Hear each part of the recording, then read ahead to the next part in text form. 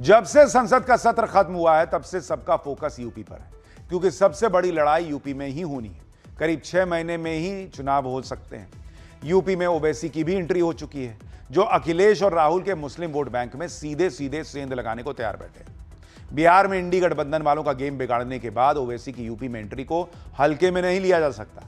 इसलिए आप देखिए कि राम मंदिर पर सियासत करते करते समाजवादी पार्टी को ओवैसी को देखते ही मुस्लिम वोट बैंक की याद आने लगी।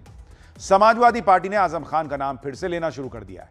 शिवपाल यादव तो उन्हें पहले ही यूपी का अगला गृह मंत्री घोषित कर रहे हैं। उधर योगी आदित्यनाथ का फंडा क्लियर है कि बटोगे तो कटोगे, एक है तो सेफ है। यूपी की पॉलिटिक्स में क्या गजब का माहौल बन गया है, अब जरा इस पर रिपोर्ट देखिए।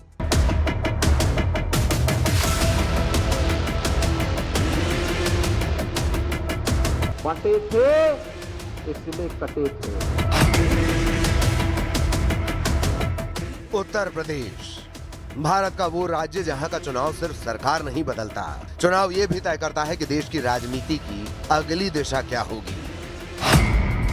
403 विधानसभा सीटें, 80 लोकसभा सीटें और करीब 25 करोड़ की आबादी वाला ये प्रदेश अब 2027 के चुनाव की तरफ बढ़ रहा है। चुनाव में महज 6 महीने बचे हैं और सभी पार्टियों ने अपने अपने सियासी पत्ते फेंटने शुरू कर दिए हैं। लेकिन सवाल यह है कि 2027 में उत्तर प्रदेश में मुद्दा क्या होगा। योगी का काम, मोदी का चेहरा,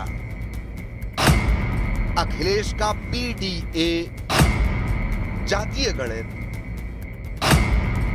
मुस्लिम वोट बैंक, रोजगार,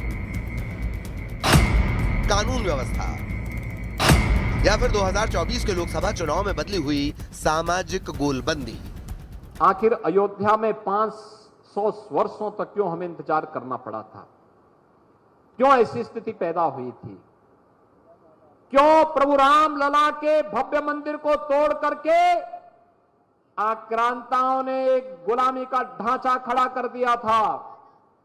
कारण एक ही है और निवारण भी एक ही है।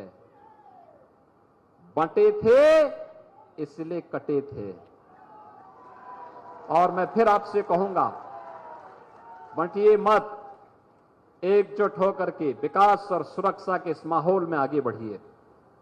ये डबल इंजन की सरकार आपके सुख दुख में हमेशा आपके साथ खड़ी होकर के आपके वर्तमान को भी सुधारेगी और भविष्य को भी उज्जवल बनाने के लिए पूरी प्रतिबद्धता के साथ कार्य करेगी। क्योंकि 2022 में बीजेपी ने अकेले 255 सीटें जीती थीं, लेकिन 2024 के लोकसभा चुनाव में यूपी ने ऐसा जनादेश दिया जिसने विपक्ष को नई उम्मीद दी। एसपी 37 सीटों के साथ सबसे बड़ी पार्टी बनी, बीजेपी 33 पर आ गई, कांग्रेस को 6 सीटें मिली और बीएसपी इकलौते विधायक उमा शंकर सिंह के निधन के बाद 0 पर सिमट गई। अब यही सवाल 2027 की राजनीति का सबसे बड़ा सवाल बन चुका है। क्या 2024 सिर्फ लोकसभा चुनाव का अपवाद था या यूपी की राजनीति में सचमुच कोई बड़ा सामाजिक बदलाव हो चुका है? क्योंकि 2022 से 2024 के बीच 2 साल में उत्तर प्रदेश का राजनीतिक मूड बदला। लेकिन यह समझना जरूरी है कि लोकसभा और विधानसभा का चुनाव एक जैसा नहीं होता। लोकसभा में राष्ट्रीय मुद्दे हावी होते हैं, विधानसभा में स्थानीय उम्मीदवार, जातीय समीकरण, क्षेत्रीय नेतृत्व, कानून व्यवस्था, रोजगार और सरकार के रोजमर्रा के काम का असर ज्यादा हो सकता है। इसीलिए 2024 को सीधे 2027 का रिजल्ट मान लेना राजनीतिक गणित की सबसे बड़ी गलती होगी। यही वजह है कि यूपी की सियासी पार्टियों ने अपने अपने एजेंडे पर काम करना शुरू कर दिया है। तो पीडीए है क्या? हर बार पीडीए का परिभाषा बदल दे रहे हैं। अभी पीडीए को पंडित से जोड़ दिए। कभी कहेंगे कि पताल धरती आकाश सब पीडीए। तो अब पीडीए है क्या? पहले वो खुदे कंफ्यूज है। अभी वो खुदे कंफ्यूज है कि पीडीए है क्या। अभी तक क्या कहते थे, अभी आप देखे होंगे कि ब्राह्मण सम्मेलन में क्या बोले कि पीडीए क्या है। दरअसल उत्तर प्रदेश देश की राजनीति की वो प्रयोगशाला जहां सिर्फ चुनाव नहीं लड़े जाते बल्कि देश की राजनीति का फॉर्मूला तैयार होता है। और अब नजर 2027 पर है। एक तरफ मुख्यमंत्री योगी आदित्यनाथ का वो राजनीतिक संदेश, बटोगे तो कटोगे, एक रहोगे तो सेफ रहोगे। दूसरी तरफ विपक्ष की रणनीति मुस्लिम वोट को एकजुट रखने की कोशिश, जिसमें सपा और कांग्रेस लगे हुए हैं, जबकि AIMIM मुस्लिम वोट की राजनीति में अपनी जगह बनाने की कोशिश में है। तो सवाल यह है कि क्या 2027 में राष्ट्रवाद बनाम मुस्लिम वोट के ध्रुवीकरण का चुनाव बनने जा रहा है, या फिर तस्वीर इससे कहीं ज्यादा बड़ी है? क्योंकि यूपी में सिर्फ धर्म नहीं, जाति भी है, दलित वोट है, ओबीसी वोट है, यादव वोट है, अति पिछड़ा वोट है, महिला वोट है, युवा वोट है, लाभार्थी वोट भी है। मुलायम सिंह यादव के जमाने से समाजवादी पार्टी को MY यानी मुस्लिम यादव समीकरण वाली पार्टी समझा जाता था, लेकिन सपा की कमान मिलने के बाद अखिलेश यादव ने अपनी राजनीति को PDA के आसपास खड़ा किया। यानी अखिलेश यादव ने अपनी सियासी जमीन बढ़ाने के लिए नया राजनीतिक फॉर्मूला गढ़ा। ये फॉर्मूला है P यानी पिछड़ा, D यानी दलित, A यानी अल्पसंख्यक। लेकिन 2027 आते आते PDA में एक नया P भी सुनाई देने लगा है, पंडित। अखिलेश यादव ने ब्राह्मणों को भी PDA के दायरे में शामिल करने की बात कही है। यानी SP की कोशिश साफ है, पुराने यादव मुस्लिम आधार से आगे निकलकर एक बड़ा सामाजिक गठबंधन तैयार करना। PDA को वोट में बदल पाएंगे अखिलेश यादव के सामने तस्वीर दिलचस्प है।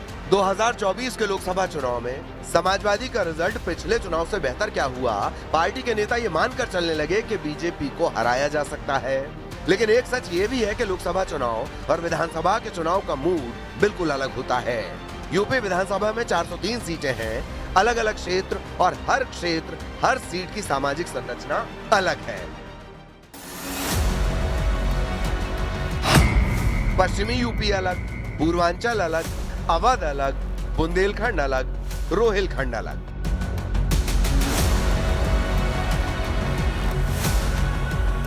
इसीलिए PDA का नारा हर सीट पर एक जैसा काम करेगा, यह सबसे बड़ा सवाल है। समाजवादी पार्टी को अपने परंपरागत यादव वोट तो मजबूत रखना है, साथ ही गैर यादव OBC को भी जोड़ना है, दलितों को भी जोड़ना है, वहीं अल्पसंख्यक वोट को भी बनाए रखना है, और अब ब्राह्मणों को भी संदेश देना है।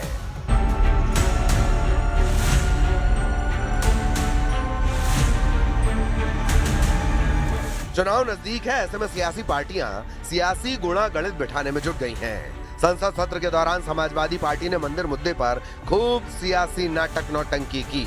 पप्पू यादव के संसद परिसर के सियासी ड्रामे में बढ़ चढ़कर हिस्सा लिया, अपने खास वोट बैंक को खास मैसेज देने की कोशिश की। लेकिन यूपी में ओवैसी की एंट्री ने पूरा गेम प्लान ही बदल दिया।